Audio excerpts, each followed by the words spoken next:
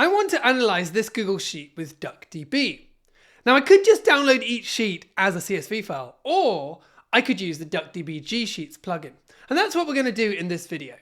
So we'll install GSheets from the community, so it's a community plugin, and then we're going to load it, and then we're going to create ourselves a secret of type GSheet. That will then pop open our web browser, and we'll need to choose a Google account to log in, and then it will redirect us to this page where it says authorization successful, and we need to copy this token here. This will be different each time that you run it, so this code here is now invalid, and then we're going to paste it into our DuckDB terminal.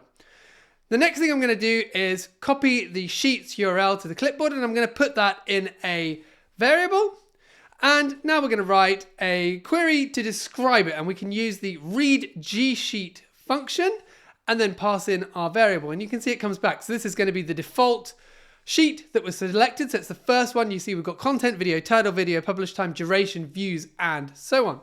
Let's write a query against that sheet to find the video title. The views will get the number of days since the video was published, and then we'll work out the number of views per day, and we'll say it's going to be ones that have been around for about a month. And you can see it comes back with the most popular videos that we've done on this channel. You can also specify the sheet name. So we can write another query and say I'm going to be looking at the totals sheet, and then we can write sum of the views, get the minimum views, the day that happened, the maximum views, and the day that happened, and you can see it comes back. So the best day was the 30th of January 2025, so it's about a month ago or so.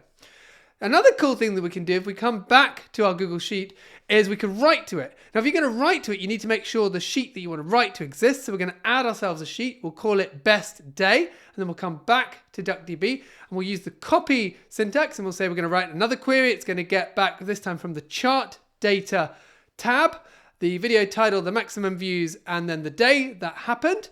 And then we'll group that, order it by the maximum views, write it to our sheet. I can't use my variable here. I guess that might be updated in a future version, but at the moment you can't use it there. So I just need to paste in my full Google Sheets URI, format GSheet, and then tell it which sheet you want to write to. And you can see if we come back to the Google Sheet, it's now written it into there. And so that's it. We've managed to query the GSheet without having to download anything, just pointing DuckDB straight to our Google Sheet.